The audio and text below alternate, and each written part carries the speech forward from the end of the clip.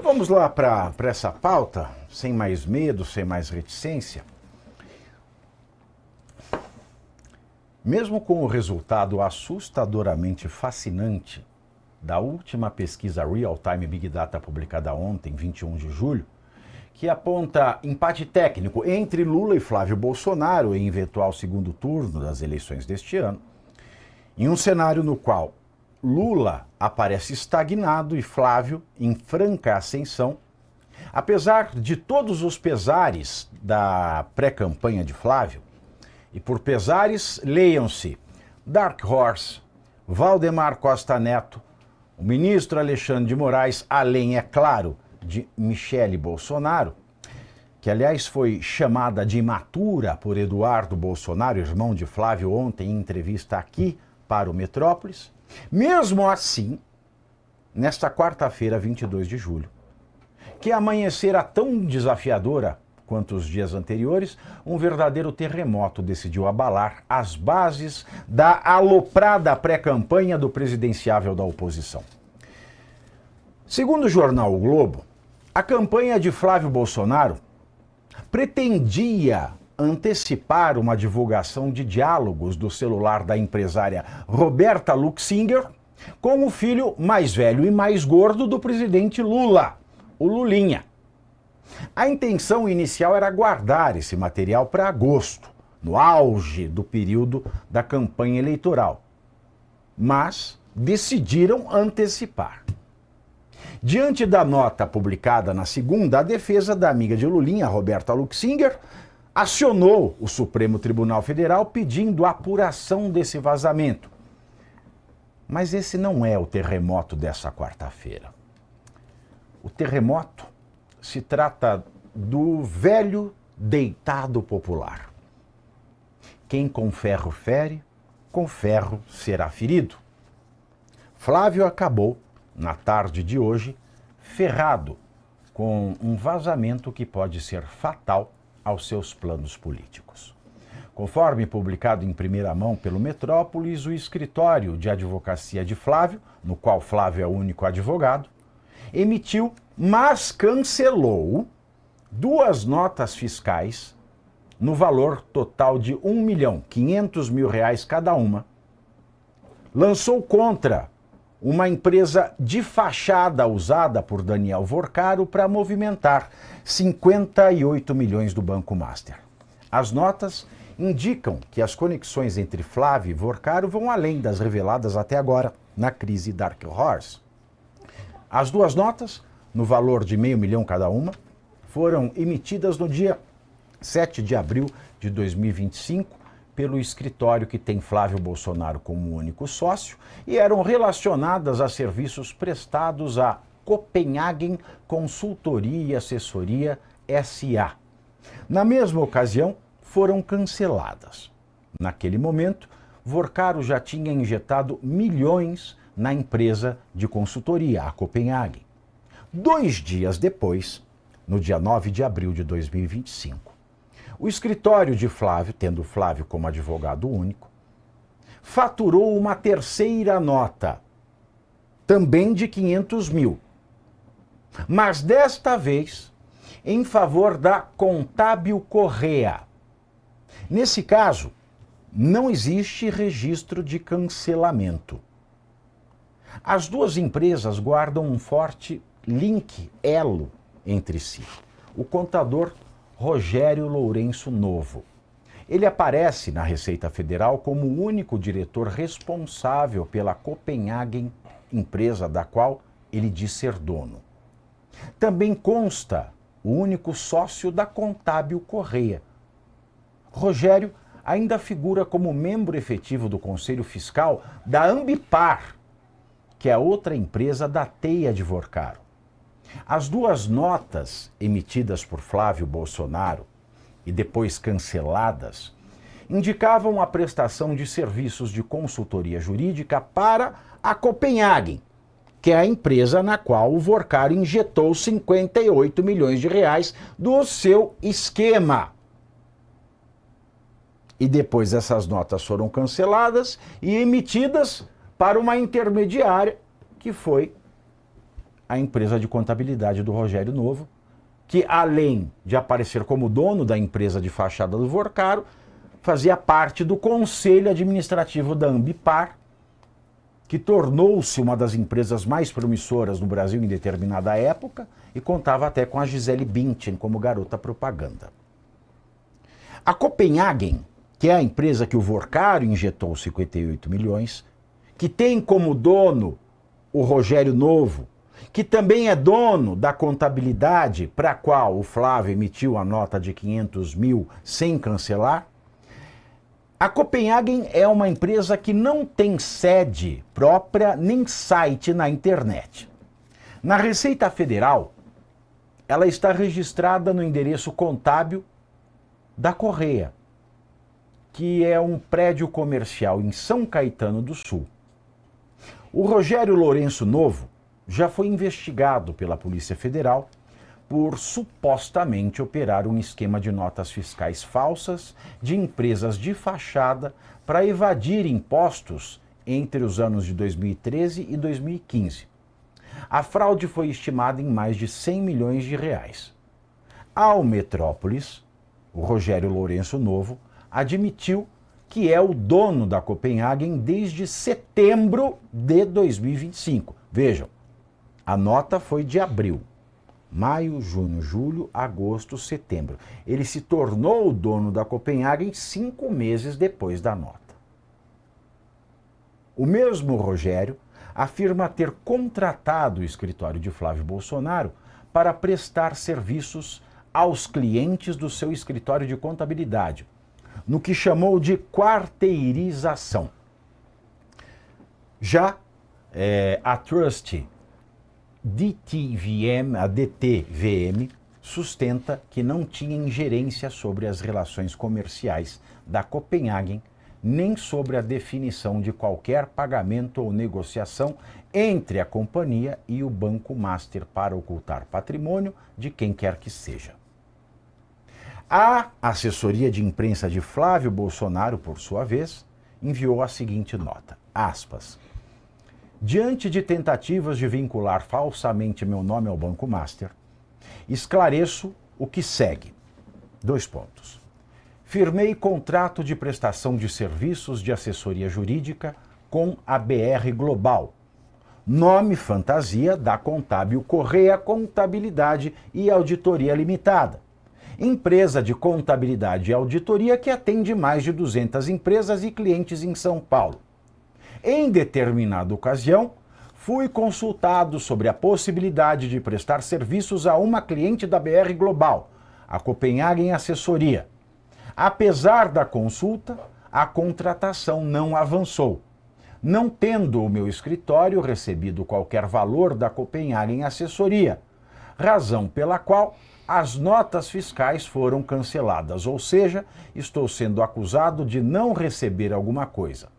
Não tenho e jamais tive conhecimento de qualquer relação ou vinculação entre a BR Global ou a Copenhagen e o Master. Qualquer tentativa de me associar a este banco é capciosa, desprovida de qualquer fundamento fático e será tratada com as medidas judiciais cabíveis nas esferas civil e criminal, contra quem lhe der causa. Por fim, como não sou investigado e meus advogados são sigilosos, não poderiam estar em nenhuma investigação formal.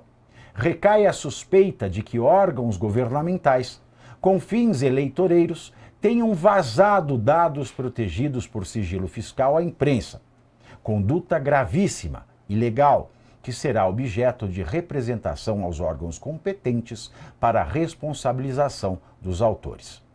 Vale lembrar que pouco antes do vazamento das notas fiscais, a Federação União Progressista, formada por PP e União Brasil, já tinha decidido não apoiar oficialmente a candidatura de Flávio Bolsonaro à presidência. Os estados, portanto, estariam liberados para embarcar ou não na candidatura de outros concorrentes. A decisão se deu depois de uma reunião realizada com o presidente do Partido Progressista, o PP, que é o senador pelo estado do Piauí, Ciro Nogueira, ou Cilo Nogueira, o de Courchevel, de mãozinha dada com o Vorcaro. o Ciro Nogueira teria reclamado da falta de apoio de Flávio Bolsonaro no caso envolvendo o Banco Master. Olha que ironia. Nas suas redes sociais, Flávio respondeu ao Metrópolis. Acompanhe. Tem muita gente que está muito incomodada com a minha candidatura à presidência da República, principalmente pelos números, que apesar de todos os ataques covardes, baixos, pessoais, ainda estamos ali em algumas pesquisas, inclusive à frente da concorrência. E hoje o Metrópolis faz uma matéria criminosa querendo marginalizar a advocacia. Eu fiz um trabalho para uma empresa, fui contratado para isso, prestei serviços advocatícios, tudo certo, relação completamente legal e privada. E em outra oportunidade, eu não aceitei trabalhar para esta empresa chamada Copenhagen, que supostamente é usada por Vocaro, foi usada por Vocaro para fazer pagamentos para algumas pessoas. Não foi o meu caso. Eu estou tendo que explicar por que eu não recebi o dinheiro desta empresa, porque eu não quis trabalhar como advogado para elas. Cancelei 2 notas fiscais. Agora, Metrópolis, por favor, nem a minha defesa, nem a minha nota vocês colocam no ar. O que falar, por exemplo, de vocês, Metrópolis, que receberam R$1.200.000 desta empresa Copenhagen. Vocês emitiram 6 notas fiscais em 2005 contra a empresa Copenhagen. E aí, o dinheiro que vocês receberam, tem algum problema?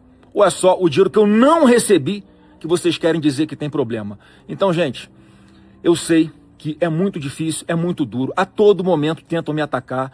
E eu também fico cansado de ter que ficar me defendendo toda hora, mas não tem jeito. A luta vai ser assim até o último dia. E eu quero dar uma triste notícia para você que quer me destruir. Eu não vou desistir, mas de jeito nenhum. Cada vez que eu sofro uma covardia como essa, eu fico ainda mais estimulado, ainda mais indignado para transformar esse país e para tirar o Brasil das mãos dessa corja que hoje aparelhou o Estado e promove perseguição política contra os adversários políticos do atual governo. As notas fiscais que foram canceladas do meu escritório, portanto, não movimentou nada, não teve prestação de serviço, não teve absolutamente nada de errado. Ninguém tinha, apenas o meu escritório. Eu não sou investigado em nada, ou seja, algum órgão governamental, não vou falar qual que eu suspeito, mas algum órgão governamental pega isso criminosamente, quebrando o meu sigilo, sem nenhuma espécie de investigação formal, sem autorização judicial, sem nada, gente, não tem nada, e vaza isso para a imprensa. É óbvio que tem muita gente, que as pessoas estão muito preocupadas com a possível eleição de Flávio Bolsonaro. E eu, mais uma vez, quero garantir a todos vocês, eu entendo que tudo que está acontecendo sempre tem uma razão, uma justificativa, é projeto de Deus. E é por isso que eu peço cada vez mais que você esteja antenado no que está acontecendo.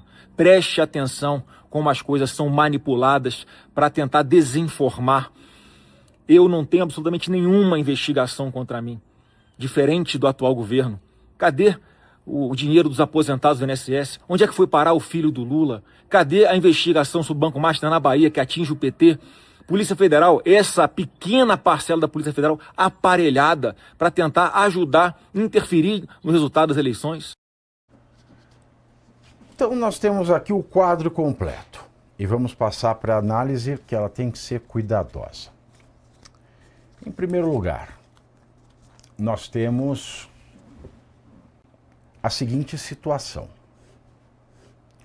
Quando,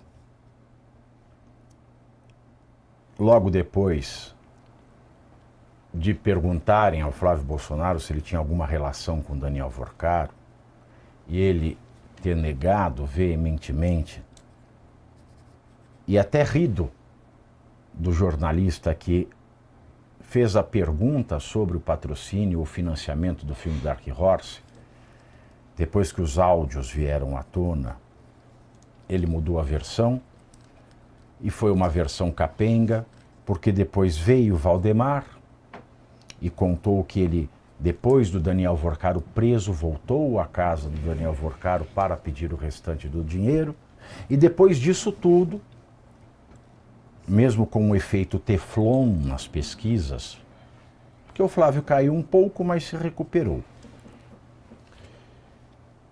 O Flávio soltou a seguinte nota: o que pode acontecer da minha parte com o Vocaro é aparecer um videozinho ou outro. Bom, isso ficou no ar. Aí apareceu Antony Garotinho fazendo insinuações e Michele Bolsonaro fazendo insinuações em cima do vídeo insinuante de Garotinho. E todo mundo achava que o Flávio Bolsonaro estaria em uma das festas orgásticas de Vorcaro. E não esteve. Isso eu consegui levantar. Passa-se o tempo, vem a pesquisa Real Time Big Data. No dia seguinte, ao da publicação da nota de que a campanha do Flávio pretendia vazar áudios sigilosos, porque eram conversas entre terceiros, da amiga do Lulinha e do Lulinha, falando certamente do escândalo do INSS. E o escândalo do INSS? Não, ninguém se esqueceu do escândalo do INSS. É que quando a gente tem mais de 2 neurônios, a gente consegue falar de mais de um escândalo ao mesmo tempo. Então não é porque existe o escândalo do INSS que eu vou ter que esquecer de qualquer outro problema que exista na face da Terra. E se eu for ficar na discussão de débil mental, o Flávio fez isso, mas o Lula fez aquilo, o Lula fez isso, mas o Bolsonaro fez aquilo. Desculpa, isso é discussão de débil mental e ninguém aqui vai se reduzir a esse tipo de debate. O fato é que na tarde de hoje são publicadas as 2 notas fiscais que foram canceladas, as 2, cada uma no valor de 500 mil, direcionadas para a Copenhagen, que é a empresa através da qual o Vorcaro movimentou 58 milhões do seu esquema supostamente criminoso. E 2 dias depois do cancelamento dessas notas, 7 de abril de 2025, 2 dias depois do 9 de abril de 2025, ele manda a mesma nota com o mesmo valor, só que agora com destinatário diferente. Não mais a empresa que o Vorcaro usava, mas a empresa de contabilidade que cuidava da empresa que Vorcaro usava e que depois foi adquirida, foi controlada pelo dono da empresa de contabilidade, que também era conselheiro na Ambipar, que estava valendo uma fortuna naquela época e era vendida em family offices da Faria Lima a peso de ouro, porque era um dos títulos que mais valorizava no mercado. E depois, do dia para a noite, ela perdeu 99% do valor. Pois bem, a primeira pergunta que se faz: como é que essas notas apareceram? Então eu peço ao Wellington João que se atentem a essa ordem das coisas. Como apareceram essas notas?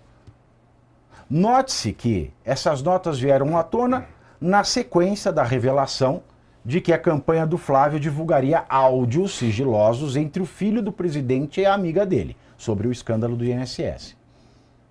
Teria sido essa uma reação de quem tem acesso privilegiado a notas fiscais? Mas uma nota fiscal é emitida pela Secretaria da Fazenda dos Estados. E nós estamos falando do governo federal. Mas vale lembrar, senhoras e senhores, que nesta semana a maioria das pessoas jurídicas já fez o seu cadastro no nfse.gov.br. O que é isso? Com a reforma tributária, todas as notas passaram a ser emitidas por uma plataforma vinculada ao governo federal, ao gov.br, em razão do tal do CBS e do IBS, que são os impostos únicos divididos em 2, que na verdade são 7. É mais misterioso que a Santíssima Trindade. Então, dias depois, e o prazo para se inscrever no nfse.gov.br vence na semana que vem, dia 3 de agosto. Se é que 3 de agosto, não, daqui 2 semanas, dia 3 de agosto. Portanto, o governo ele já tem na sua base de dados as notas que as empresas emitiram através das secretarias de Fazenda. Então essa é uma primeira possibilidade. Teria alguém do governo com acesso ao nfse.gov.br vazado essas notas? É a primeira pergunta que se faz. Ou teria algum envolvido nesta relação de prestação de serviço vazado esta nota? Quem seriam os envolvidos? O Flávio, que é o único sócio do escritório de advocacia, alguém da parte do Vorcaro, ou de quem se desconfia na imprensa, do seu assessor para assuntos gerais, que foi a pessoa que apresentou o Vorcaro ao Flávio Bolsonaro, que foi o Thiago Miranda, ou alguém que tenha acesso às contas da empresa de Flávio. O contador de Flávio Bolsonaro, alguém que ele confie muito, ou o próprio Rogério, dono da empresa de contabilidade. Ou terceira hipótese, fogo amigo. Alguém do círculo íntimo, correligionário do mesmo partido, amigo íntimo ou da família, que tenha sabido deste negócio e deu com a língua dos dentes para a imprensa. Aí você vai me falar, Pavinato, você trabalha no Metrópolis, então você sabe quem é a fonte. Não, eu não sei quem é a fonte, porque o jornalista que escreveu a matéria tem o direito ao sigilo da fonte e eu não tenho o direito de violá-la. Então eu tenho aqui que trabalhar com essas hipóteses. Ora, independentemente de quem tenha sido a fonte, no terceiro caso, se foi fogo amigo, se foi alguém do PL, alguém da família ou algum dos amigos íntimos, fica a pergunta: como se acessou uma nota fiscal da Cefaz, se para você acessar você precisa do certificado digital ou da chave de acesso? Porque a nota, da maneira como foi acessada, ela não pode ser consultada por terceiros, pelo menos é o que diz a legislação. Quarto, na sua resposta ao Metrópolis, o Flávio ele fala das duas notas e ele passa. O vídeo aqui foi resumido, mas o vídeo tem mais de 5 minutos. Ele passa falando das duas notas canceladas, das duas notas que ele não cancelou, das duas notas que ele cancelou e não recebeu. Mas e a nota que ele não cancelou e recebeu?